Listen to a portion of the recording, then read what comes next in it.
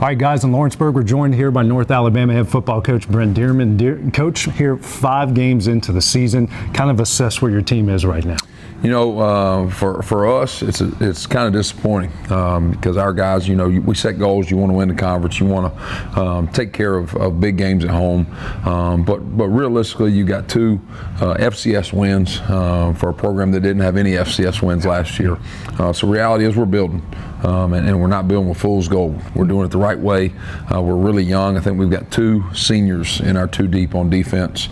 You know, most of our guys on the offense side of the ball are young guys as well. So we're building it the right way, and we know that we're right there in every game against some really good opponents. So looking forward to where this thing's heading in the future.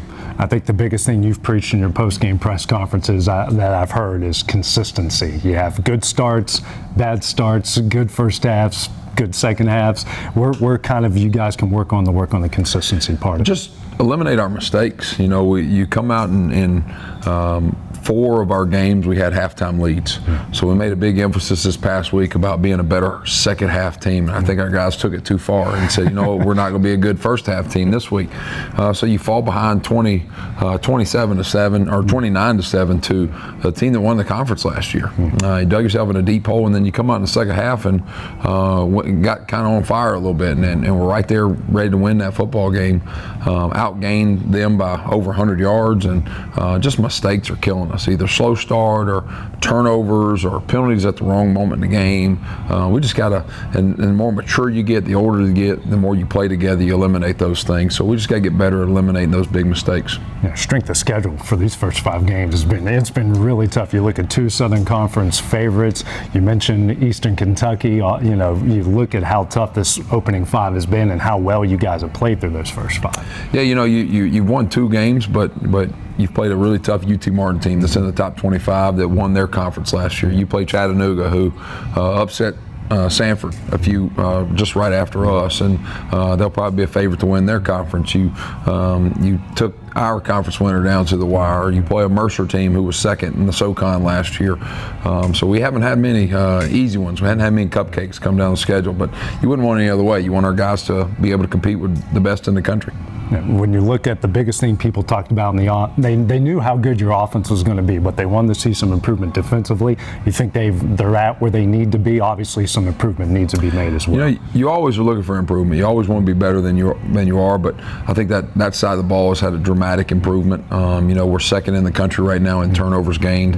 We're getting better. We've given up too many yards in a couple games, but they get better every week, and it's nice that we got this bye week to heal up, because a lot of those guys defensively, you get banged up throughout the year, your shoulders, your knees, your ribs, so we can get healthy this week. So that's exciting going into the game next week, is to have a healthy football team. You mentioned the bye week. Some of the guys, we said in the post game on Saturday, you know, we want to keep playing, but I know for you as a coach, it's get healthy, because you got a lot of guys banged up right now. You want to get healthy physically, but there's a little bit of mental health that you got to get. You know, when you put yourself through a fall camp and go right into a national game on ESPN, go right into this daunting schedule that we went into, that physically you want to be healthy, but also mentally, it's good. We're going to give our guys the whole weekend off so they can go home and see mom. They can get a home cooked meal, and some of them sometimes take their laundry home, and it's good for our coaching staff too to go be a dad for a weekend and enjoy your kids, enjoy your wives. So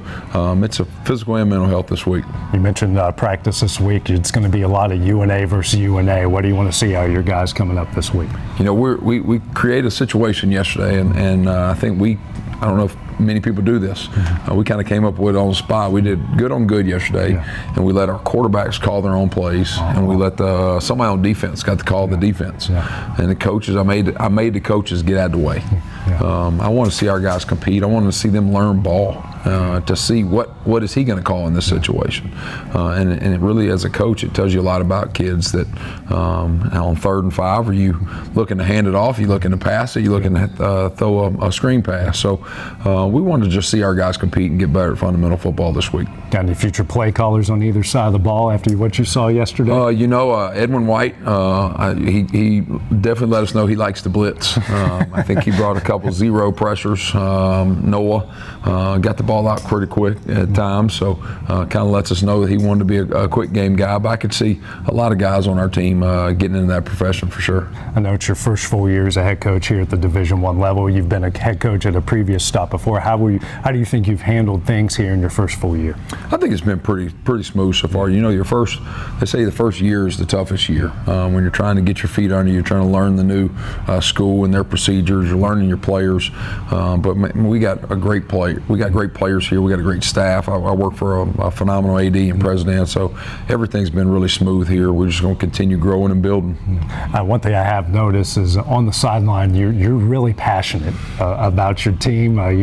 You're in the stripes here a lot throughout the course of a game. Has that always been that way for you, or is this now, you know, you're a head coach, that passion has kind of gone up a couple notches? You know, I was a baseball player growing up, and baseball managers, they know their limits. And sometimes what I've kind of figured out is your players feed off of you as a head coach, and they know that they don't have to fight their battles. I fight them for them, but also it's a way to get in our guys' ear to know that we're going to fight. We're going to be a team with grit. We're going to be able to handle adversity, and I just, you know, I got to stay on and make sure they make good calls. You know.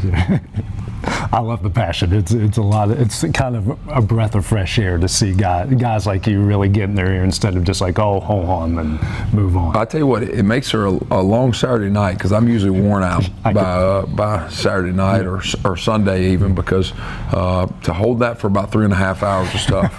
Yeah. So, Coach, obviously after the bye week at the second half of the season, where do you want to see these guys going on game by game?